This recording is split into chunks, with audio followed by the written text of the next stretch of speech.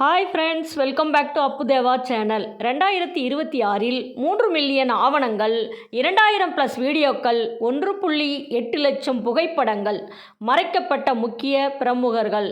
அதாவது இதெல்லாம் என்னன்னு கேட்குறீங்களா? இன்றைக்கி சோஷியல் மீடியாவில் ட்ரெண்டிங்காக போயிட்டுருக்கக்கூடிய ஜெஃப்ரி எப்ஸ்டீன் அப்படிங்கிற ஒரு கிரிமினல் பற்றி தான் இந்த வீடியோ பதிவுங்க. எல்லோரும் இது நிறைய பேர் போட்டிருக்காங்க இந்த வீடியோ. ஆனாலும் எனக்கு தெரிஞ்சதை நான் சொல்லணும் அப்படிங்கிறதுக்காக தான் நானும் போட்டிருக்கேன். அதாவது இவன் ஒரு குற்றவாளி, இன்டர்நேஷ்னல் குற்றவாளி. இந்த குற்றவாளி என்ன பண்ணா, எப்போ பண்ணா அப்படிங்கிறதெல்லாம் இன்றைக்கி எல்லாருமே சோஷியல் மீடியாவில் பார்த்து கொதிச்சிட்ருக்கிற ஒரு விஷயமா இருக்குங்க. மெயினாக என்ன பண்ணா, பொண்ணுங்களை வச்சு வியாபாரம் பண்ணான். பொண்ணுங்களை கடத்திட்டு போயிட்டு வியாபாரம் பண்ணால் அதில் உலக தலைவர்கள், முக்கியமாக தொழிலதிபர்கள், இந்த மாதிரி இருக்கிறவங்க கிட்டேருந்து பணம் பறிக்கிறது, அவங்களோட பதவியிலிருந்து இவனுக்கு ஏதாவது கிடைக்கக்கூடிய ஒரு ஆதாயத்துக்காக யூஸ் பண்ணிக்கிறது, இந்த மாதிரி விஷயங்களை அவன் பண்ணிகிட்டு இருந்தான். அதுக்கு ஒரு ஐலாண்டை வாங்கி வச்சுருந்துருக்கான். இதில் நம்ம மோடி கூட போயிட்டு அவர்கிட்ட ஏதோ ஒரு விஷயத்துக்கு 2017 கன்சல்ட் பண்ண போயிருக்காரு அப்படிங்கிற அந்த ஃபைல்ஸில் 3 மில்லியன் ஃபைல்ஸ் இருக்குது இல்லைங்களா, கோர்ட்டு மூலயமா வெளிவந்தது, அதில் இருக்கிறதா சொல்கிறாங்க. இவனுக்கு அந்த பொண்ணுங்கள்லாம் கடத்தி கொடுக்கறது, அதை பார்த்துக்கிறது எல்லாமே அவனோட காதலி இந்த பக்கத்தில் இருக்கால மேக்ஸ்வெல், இவ தான் பண்ணிகிட்டு இருந்திருக்கா. அதாவது ஒய்ஃப்லாம் இவனுக்கு கிடையாது, இவன் கல்யாணமே பண்ணிக்கல, இந்த காதலி கூட தான் இருந்திருக்கான். அதாவது ஒரு தீவில் ஒரு ஐலாண்டு, அந்த ஐலாண்டில் யாருமே போக முடியாத அளவுக்கு இவன் அங்கே செக்யூரிட்டி பண்ணி வச்சுருக்கான். அதாவது சுற்றி சிசிடி கேமரா, அப்புறம் அதல்லாத உங்களுக்கு எஸ்கார்டு போட்டிருக்கான். அப்புறம் நிறைய தென்னை மரத்து மேலெலாம் கேமரா, அங்கெல்லாம் பார்த்திங்கன்னா அது மலை மேலே தான் இருந்திருக்கு. அந்த கடற்கரை ஓரத்தில், அந்த கடற்கரை, அந்த தீவு ஒரு மலை மாதிரி தான் தெரியுது. அதில் தான் இவன் இருக்கிறதுனால சுற்றி கடலாக இருந்தால் கூட அவனை யாருமே நெருங்க முடியாத அளவுக்கு ஒரு பில்டிங்லாம் அங்கே கட்டி வச்சுருந்துருக்கான். அவ்வளோ அந்த செவரெல்லாம் திக்காக இருக்குமா, அவ்வளோ பாதுகாப்பாக வச்சுருக்கான். அதாவது எந்த ஒரு இது தாக்குதலுமே அங்கே பண்ண முடியாத அளவுக்கு அவன் அந்த ஐலாண்டை 100 கோடி 200 கோடி கொடுத்து வாங்கி, இப்போ கடல் சுற்றி உப்பு கரிக்கும் தண்ணி, ஆனால் அவன் அங்கே ஒரு தண்ணிக்காகவே தண்ணியோட தேவையை பூர்த்தி செய்வதற்காக வாட்டர் பிளான்ட் வச்சுருந்துருக்கான். அதை சுத்திகரிக்கிறது கடல் நீரை, அந்த மாதிரி பிளான்ட்டெல்லாம் ரெடி பண்ணி வச்சுருக்கான். அது மட்டுமா, அங்கே ஹெலிகாப்டரில் தான் இறங்கணும். அப்படி இறங்குறப்போ அங்கே அவங்கக்கிட்டேருந்து இருக்கக்கூடிய செல்ஃபோன் எல்லாத்தையுமே வாங்கிடுவானான். யார் வந்தாலுமே அவ்வளோ சீக்ரெட்டாக வச்சுக்குவான் அவன். அவனுக்கு என்ன அந்த பாதுகாப்பு, உள்ளே என்ன நடக்குது அப்படிங்கிறது வெளி உலகத்துக்கு தெரியக்கூடாதுங்கிற பாதுகாப்பில், அவனோட பாதுகாப்பில் எச்சரிக்கையாக இருந்திருக்கான். நிறைய நீங்கள் பார்க்குற இந்த அரபு நாட்டுகள்லேருந்துலாம் கூட, எமிரேட்ஸ் கண்ட்ரிலேருந்து நிறைய அரசர்கள்லாம் வந்திருக்காங்க. அதாவது அங்கே எப்படின்னா ஒரு சுற்றுலா, அவங்க பார்ட்டிஸ் நடக்கும், பெண்களை மிஸ்யூஸ் பண்ணுறது, அதுக்கப்புறம் அங்கே ட்ரிங்க்ஸ் பார்ட்டி, இந்த மாதிரிலாம் அவன் கொடுத்துட்டு இருந்திருக்கான் எல்லாருக்கும். ஏன்னா இவன் ஒரு பொருளாதாரத்தில் பின்தங்கின ஒரு குடும்பத்துலேருந்து வந்தவனா, அதனால் அவன் அவனோட ஃப்யூச்சரில் ஒரு வாத்தியாராக தான் ஸ்கூலில் மேக்ஸ் டீச்சராக வேலை பார்த்துருக்காரு. அந்த சமயத்தில் பணம் பற்றாக்குறையினால் அவருக்கு இந்த ஐடியா கிடச்சி, இந்த பொண்ணுங்களை வச்சு வியாபாரம் பண்ணி அதை உலக நாடு தலைவர்கள், தொழிலதிபர்கள், இந்த மாதிரி முக்கிய பிரமுகர்கள்லாம் தன் கைக்குள்ளே போட்டுக்கிட்டு இந்த வேலை பண்ணியிருக்கான். இதெல்லாம் பண்ணது கூட ஹைலைட் கிடையாதுங்க. அங்கே என்ன பண்ணியிருக்கான், இந்த 15 வயசுக்குள்ளே இருக்கிற சின்ன பொண்ணுங்களை, சிறுமிகளை அவங்க என்ன பண்ணியிருக்காங்கன்னா, சுடத்தண்ணியெல்லாம், கொதிக்கிற சுடத்தண்ணியை மேலே கொட்டுவாங்களாம். அதுக்கப்புறம் எல்லோரும் கும்பலாக உட்காந்துட்டு அதை கை தட்டி சிரிக்கிறது, ரசிக்கிறது. அதுக்கப்புறம் நரபலி கொடுத்துருக்கான். நரபலி கொடுக்கறதுக்கு எதுக்குன்னா, இப்போ ஒரு விஷயம் சக்ஸஸ் ஆகணும் அப்படின்னு சொல்லி அந்த சின்ன குழந்தைங்கள, அந்த பொண்ணுங்களை நரபலி கொடுத்துருக்கான். அது மட்டும் கிடையாது, நரபலி கொடுத்தது மட்டும் அது மட்டும் இல்லாமல் அவங்களெல்லாம் சாகடித்து அவங்கள என்ன பண்ணியிருக்கான், அந்த உடம்பெல்லாம் வெட்டி சொல்கிறதுக்கே முடியல, அதெல்லாம் ஃப்ரை பண்ணி அதை சாப்பிட்ருக்கானுங்க எல்லோரும் சேர்ந்து. அப்போ எவ்வளோ ஒரு அவனுக்கு குறியல்லான மைண்டு பாருங்கள். ஒரு அரக்கன் நம்ம கேள்விப்பட்டிருப்போம்ல, அந்த காலத்துலலாம் அரக்கர்கள் இருப்பாங்கல்ல, அந்த மாதிரி அரக்கன்களாக இருந்திருக்கானுங்க. இந்த ஜனநாயக நாட்டில் மக்களாட்சி நடக்கிற இந்த உலகத்தில் இவனுங்கெல்லாம் தலைவராக வரானுங்க. மக்களோட பணத்தை சம்பாரித்து தொழிலதிபருங்கிற போர்வையில் இருக்கானுங்க. இது வந்து மைக்கேல் ஜாக்சன் அவரெல்லாம் அவர் காலத்தில் போயிருக்கிறாரு, அந்த ஐலாண்டில் தங்கி இருந்திருக்காரு. எல்லாருக்கிட்டேயுமே எல்லா தலைவர்கள்கிட்டேயும் எல்லா விஐபிக்கிட்டேயும் ஃபோட்டோலாம் எடுத்துடுறது, வீடியோஸ் எடுத்து வச்சுக்கிறது. அவங்க அந்த தனி விமானமே இருக்குமோ அதில் போய் இறங்கினோடனே அவங்கக்கிட்ட இருக்கக்கூடிய அந்த ஃபோனெல்லாம் வாங்கி வச்சுடுவானோ. ஏன்னா வெளி உலகத்துக்கு இவங்க தொடர்பு கொடுத்துடக்கூடாது, காண்டாக்டில் இவனோட விஷயம் போயிடக்கூடாதுன்னு சொல்லிட்டு எல்லா தொடர்பையும் துண்டிச்சிடுறது. அப்புறம் பாருங்கள், கோர்ட்டில் வந்துட்டு இந்த கோப்புகள்லாம் இந்த 3 மில்லியன் ஃபைல் இருக்குல்ல, அந்த ஃபைலெல்லாம் வந்துட்டு இவங்க எப்படி கண்டுபிடிச்சாங்க அப்படின்னா, இதெல்லாம் வந்து 2000 இவன் மேலே கேஸ் போட்டிருக்காங்க. ஆனாலும் அப்போ வந்துட்டு எப்படியோ இவனோட செல்வாக்கை வச்சு இவன் வந்து அந்த கேஸை ஒன்றும் இல்லாத பண்ணிட்டு தான் இன்னைய வரைக்கும் இந்த 26 வருஷமாக இவன் வந்துட்டு திருப்பி இவ்வளோ வேலைகளையும் பண்ணியிருந்திருக்கான். இதில் வந்துட்டு இப்போ 2000க்கு மேலே அங்கே 2500க்கு மேலே வந்துட்டு உள்ள பொண்ணுங்க இருந்திருக்காங்க. அது வந்துட்டு வயசுக்கு விதமாக இருந்திருக்கு. அதில் 500 பொண்ணுங்க வந்து சின்ன குழந்தைங்க, சிறுமிகள்.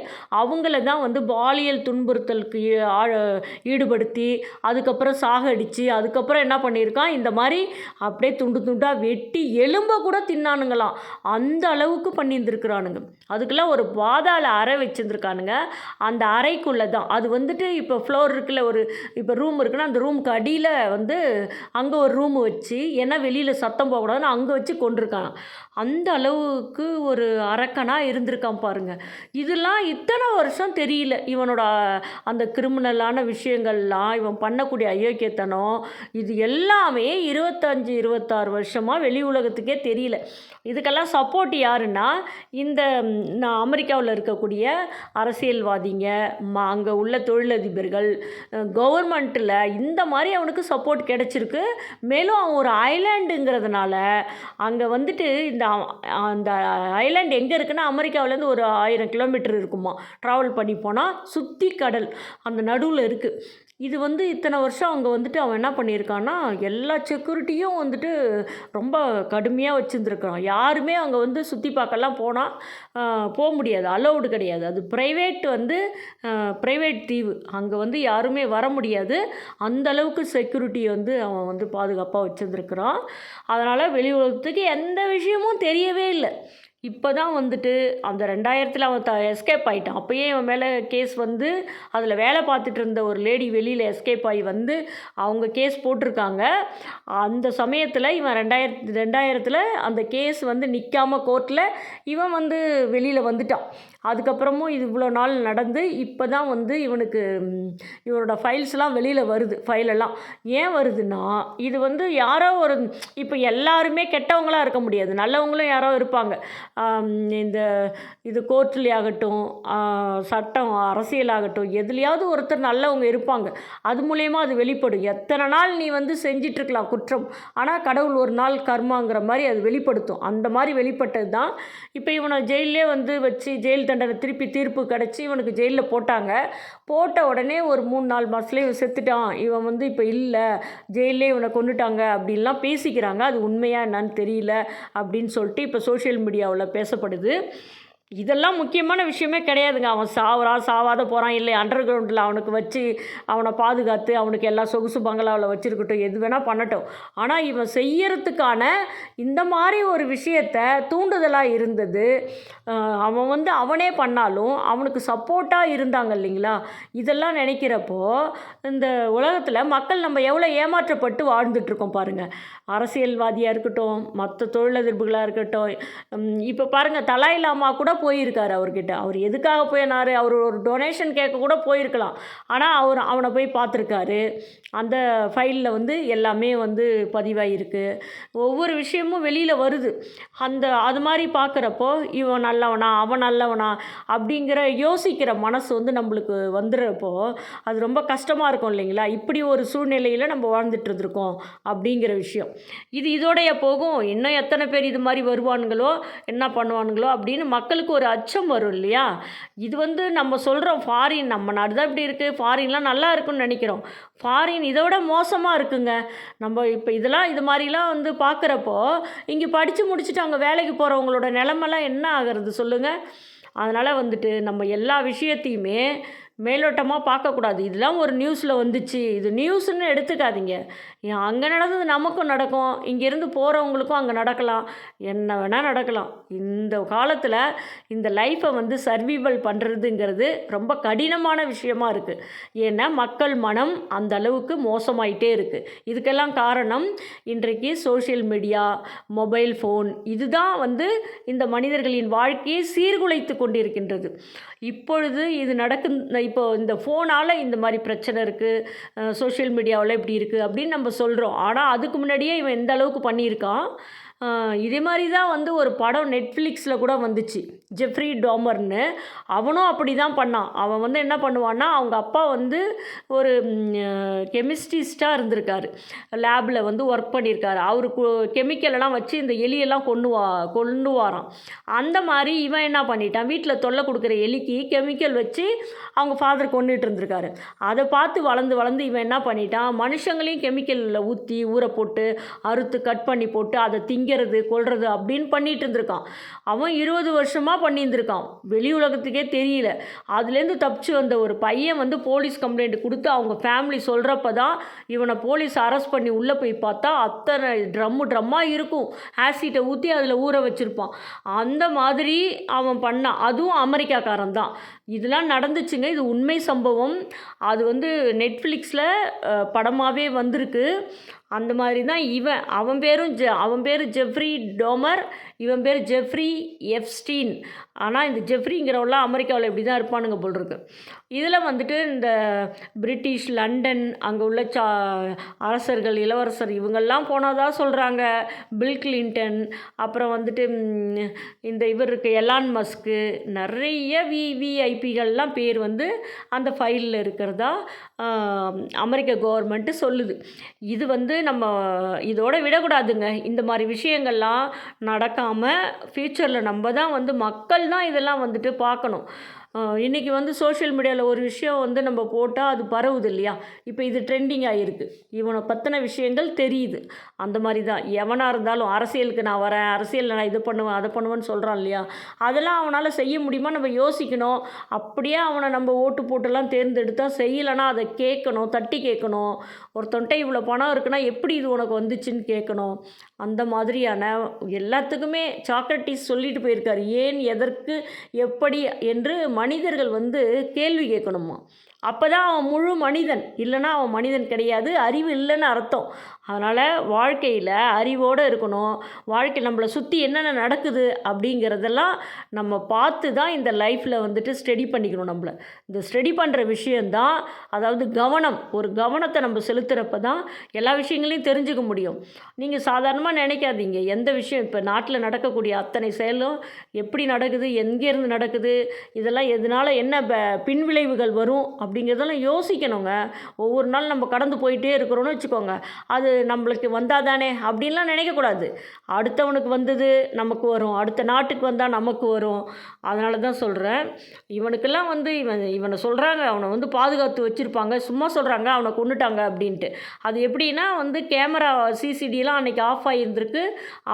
அந்த ஜெயிலில் இருந்த செக்யூரிட்டி போலீஸ் இருப்பாங்க இல்லையா, அவங்கெல்லாம் வந்து தூங்கிட்டாங்க. 2 போலீஸ்க்கு அவருக்கு பாதுகாப்பு போட்டிருந்தோ தூங்கிட்டார். அந்த கேமராவெலாம் ஆஃப் ஆகிடுச்சு. இவருக்கு தண்டனை கொடுத்து உள்ளே அனுப்புனாங்க இல்லைங்களா, அங்கே ஜெயிலில் நடந்தது அப்படின்னு சொல்கிறாங்க. அப்போ அவனோட முகத்தையே வந்து பார்க்குறப்போ ஐடென்டிஃபை பண்ணால் அந்த காதில் ஏதோ டிஃப்ரெண்ட் தெரிஞ்சிருக்கு. அந்த எப்ஸ்டீனோட காது வேறு மாதிரி இருக்குமா, அன்றைக்கி அங்கே உள்ளே இறந்து கிடந்ததாக சொல்கிறவனோட எப்ஸ்டீன் காது வேறு மாதிரி இருந்துச்சு, ஆனால் அவர் கிடையாது, உயிரோடு தான் அவனை வச்சுருக்காங்க அப்படின்னு சொல்கிறாங்க. அப்போ இவனுக்கெல்லாம் வந்துட்டு தூக்கு தண்டனை இல்லை.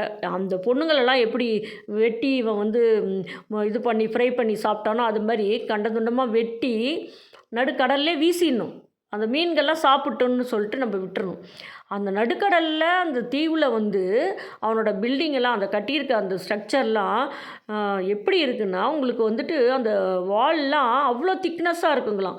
எந்த ஒரு அதாவது ஏதாவது வந்து அட்டாக் பண்ணால் அதெல்லாம் அதுக்கு எந்தவித சேதாரமும் ஏற்படாத அளவுக்கு அந்த அளவுக்கு கட்டி வச்சுருக்கானாம். அவ்வளோ செக்யூரிட்டி ஸ்போர்ட்ஸ் வந்து அங்கே அவன் ஹெவியாக பண்ணி வச்சுருக்கான். ஒருத்தவன் கூட 2000 வீடியோ போட்டாங்க, யூடியூப் வீடியோ, நீங்கள் செக் பண்ணி பாருங்கள். அவன் என்ன பண்ணால் அவன் ஃப்ரெண்டை வந்து ஒரு இந்த மோட்டார் பைக் மாதிரி ஒரு படகு இருக்கும்ல, அந்த படகுல 2 பேரும் போவானுங்க. போயிட்டு இவன் என்ன பண்ணுவான், அந்த ஐலாண்டு பக்கம் விட்டுருவான். விட்ட உடனே அவன் என்ன பண்ணுவான், அந்த யூடியூப் வீடியோ எடுத்தவன் போயிட்டு உள்ளே போயிட்டு இப்படி என்ட்ரு ஆகலான்னு பார்ப்பான். அதுக்குள்ளே என்ன பண்ணுவான், ஒருத்தன் வந்து போட்டில் திரத்திட்டு வருவானுங்க இவன் என்ன பண்ணிவிடுவான், எப்படியோ எஸ்கேப் ஆகி வந்துடணும்னு சொல்லிட்டு உள்ளே போக முடியாது அவனால். அந்த சுற்றி இருக்க அந்த கடல்லையே வந்து இவன் போயிட்டே இருப்பான், நீச்சல் அடித்து போயிட்டு இருப்பான். அதுக்குள்ளே அங்கே இருக்க ஸ்போர்ட்ஸ் கார்டு அவனுங்க பார்த்துருவானுங்க. உடனே வந்து கப்பலில் வந்து அந்த போட்டில் வந்து இவனை திரத்துவாங்க. இவன் எஸ்கேப் ஆகி வந்துட்டான். அதுக்கப்புறம் அவன் என்ன அந்த வீடியோவில் என்னன்னு சொல்லலை. ஆனால் அவன் சொன்னான், இது வந்து ப்ரைவேட்டாக ஒருத்தன் வச்சுருக்கான், இங்கே உள்ளே என்னமோ சீக்ரெட் இருக்குது, அதனால தான் இவ்வளோ வந்து என்ன நடக்குதுன்னு தெரியல, ஏதோ வந்து க்ரைம் தான் இருக்குது கண்டிப்பாக, அதனால தான் இவன் சீக்ரெட்டாக இருக்கான் அப்படின்னு சொல்லி அவன் அந்த வீடியோவிலே சொல்லியிருப்பான். அப்போவே வந்துட்டு இந்த அமெரிக்கா கவர்மெண்ட்டு ஆக்ஷன் எடுத்திருக்கலாம். அது அப்படியே அவங்க எல்லாருமே வந்து கூட்டுக்களவாணியாக இருந்திருக்காங்க இல்லைங்களா. அதனால் வந்துட்டு மனித மனம், வக்ரம் பிடிச்ச மனம், அதனால் அவங்கெல்லாம் வந்து அவன் சொன்னதுக்கு கட்டுப்பட்டு இருந்திருக்காங்க. அதனால் அதை அப்படியே வெளியில் விடலை. இதெல்லாம் வந்து பணம் நிறையா கொழுத்து போயிடுச்சுன்னா என்ன பண்ணுவாங்கன்னா, அவங்களோட ஆட்டம் வந்து பெருசாக இருக்குமா, அதனால தான் இவங்கெல்லாம் இப்படி பண்ணியிருந்திருக்காங்க. அந்த ஈவு இறக்கமற்ற செயல்.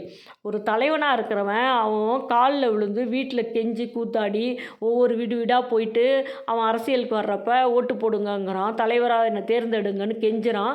அப்படிலாம் பண்ணிவிட்டு கடைசியில் என்ன பண்ணுறான்னா, இந்த மாதிரி ஒரு அயோக்கியத்தனம், கிரிமினல் தனம், ஒரு கொல்ற அளவுக்கு போகிறான்னா, அவனுக்கும் ஒரு பொண்ணு இருந்தால் அதை கொல்லுவானா, அந்த மாதிரி கொண்டிருக்கான்னா, மனசாட்சி இல்லாத மிருகத்துக்கு மனசாட்சி இல்லை, மனுஷனுக்கு இல்லாமையா இருக்குது, அவனுக்கு கொஞ்சம் கூட மனசாட்சியே கிடையாதுங்க.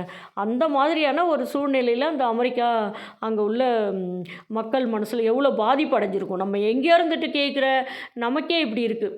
நம்ம இந்தியாவில் அங்கே அமெரிக்காவில் தான் நடந்துச்சு, ஆனால் நம்ம இந்தியாவில் இருந்தாலும் நம்மளுக்கு எவ்வளோ கஷ்டமாக இருக்குது. இது மாதிரி தானே மற்ற நாடுகளில் இருக்கிற மக்களும் வந்துட்டு மனசு கஷ்டப்பட்டு ஃபீல் பண்ணி அவங்களுக்கு எவ்வளோ ஒரு மன வேதனையை கொடுக்குற விஷயமா இருக்குது.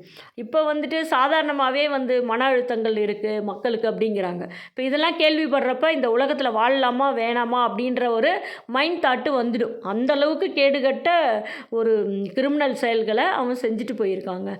இப்போ அவன் செத்தா என்ன, உயிரோடு இருந்தால் நம்மளுக்கு என்ன, அதெல்லாம் சொல்கிறான். இப்போ அவனை வந்து சாகடிக்கல, அவன் உயிரோடு தான் இருக்கான். அவனுக்கு பங்களா மாதிரி வீடெல்லாம் கொடுத்து அவன் வேறு நாட்டுக்கே கடத்தி வச்சு அவனை வந்து பிளாஸ்டிக் சர்ஜரிலாம் பண்ணி அவனை மாற்றிட்டு சேவ் பண்ணியிருப்பாங்கன்றாங்க.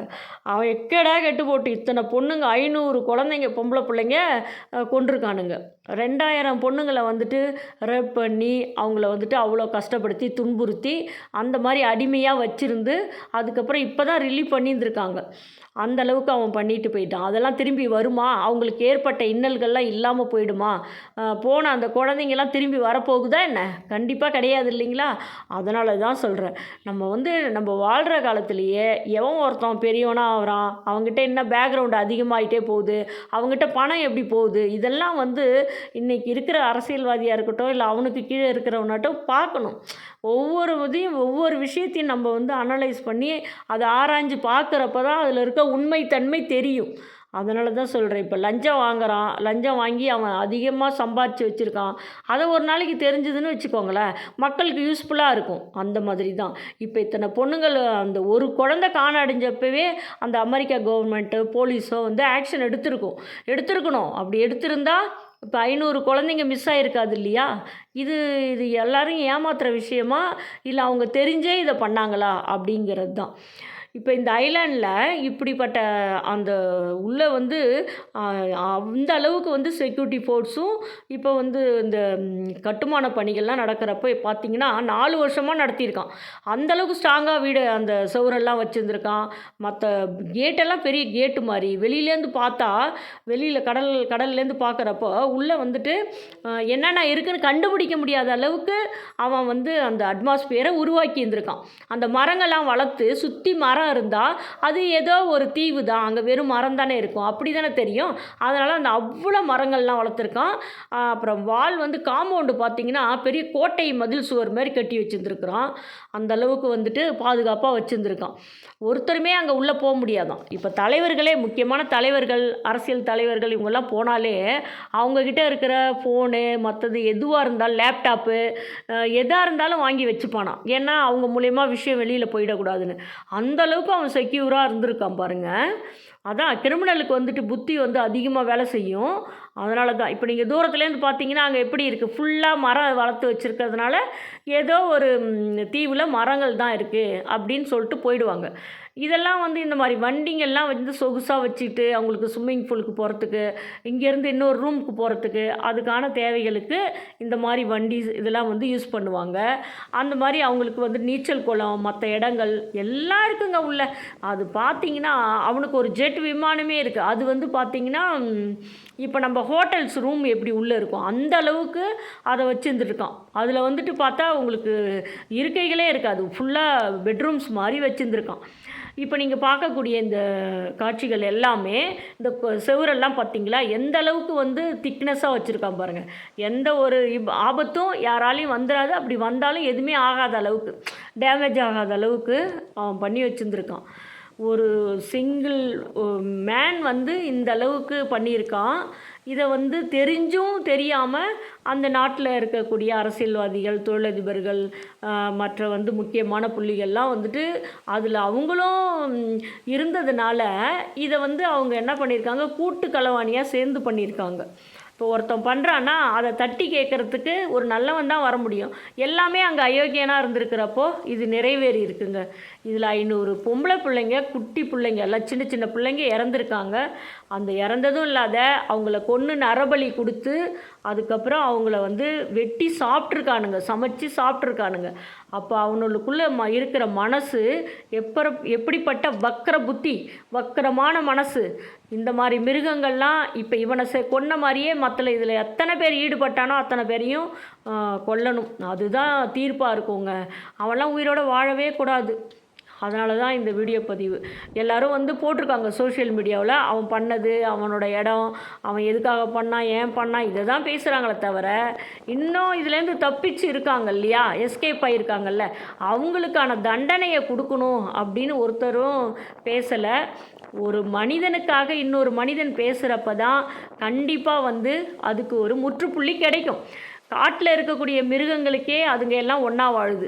இப்போ சிங்கம்னா அது சிங்கத்தோட கூட்டமாக வாழும், புலி அது கூட்டத்தோடு வாழும், யானைகள் கூட்டத்தோடு வாழும், மான் அது கூட்டத்தோடு வாழும். அது மாதிரி மிருகங்கள் கூட, 5 அறிவு மிருகங்கள் கூட அது கூட்டத்தோடு அது பாதுகாப்பாக வாழுது. ஆனால் மனிதனுக்கு இந்த பூமியில், இந்த உலகத்தில் பாதுகாப்பு கிடையாது. மனிதன் வந்து இன்றைக்கி மிருகமாக மாறிட்டுருக்கான். அதெல்லாம் வந்து சரி பண்ணுறதுக்கு இப்போ நம்ம களி முத்தி போச்சுன்னு சொல்கிறாங்க இல்லைங்களா, அந்த கலியுகத்தில் நம்ம பார்க்கக்கூடிய ஒவ்வொரு கேடுகட்ட செயல்களும் எல்லோரும் நம்ம தான் செய்கிறோம். மனுஷனா யார், நம்ம தான் பண்ணுறோம். இதுக்கெல்லாம் அறிவும், நாணம், தெளிவு, ஆன்மீகம் இதிலெல்லாம் போயிட்டு யோசித்து தெளிவாக இருந்தால் மட்டும்தான் இந்த பூமியை காப்பாற்ற முடியும். இல்லைனா இயற்கையே மனிதனை அழிக்கும், இயற்கை தன்னை சரி செய்து கொள்ளும். கண்டிப்பாக நடக்கும். இப்போ அமெரிக்காவில் இந்த ஒருத்தன் இப்படி பண்ணியிருக்கான்ல, ஆனால் அங்கே என்னாச்சு தெரியுங்களா, கொரோனா டைமில் அவங்க யாருமே காப்பாற்ற முடியல. அந்த அளவுக்கு அவங்களுக்கு அந்த மூச்சு திணறல் வந்திருக்கு. அவங்களால இம்மிடியேட்டாக காப்பாற்ற முடியாத கொத்து கொத்தாக இறந்தாங்க இல்லையா. அது வந்து கடவுளும் இயற்கையும் தண்டிக்கும். இது வந்து இவங்க கோர்ட்லேருந்து இவனை தப்பிக்க விட்டுட்டு அவன் இருந்தால் தானே நம்ம வந்து எல்லோரும் மாட்டுவோன்னு எஸ்கேப் ஆனால் கூட கண்டிப்பாக கடவுள் தண்டிக்கும். அதனால் அந்த மனநிலையில் நீங்கள் கண்டிப்பாக இருக்காதீங்க. மனித மனம் படைத்தவர்களாக வாழணும். நீ பெரிய ஞானியா, அப்புறம் பரோபகாரியா, அடுத்தவனுக்கு உதவி செய்கிறவனா அப்படிலாம் இருக்கணும்னு அவசியம் கிடையாது. சாதாரண மனிதனாக வாழ்ந்தால் போதும் அப்படிங்கிறது தாங்க. இந்த மாதிரி பதிவுகள்லாம் பார்க்குறப்ப மனம் வேதனையாக இருக்குது. இது அனைவருக்கும் ஷேர் பண்ணுங்கள். இப்படி ஒருத்தர் இருந்தா அப்படின்றத தெரிஞ்சுக்கோங்க. Okay, bye, see you next video. Bye bye. கமெண்டில் கண்டிப்பாக போடுங்க.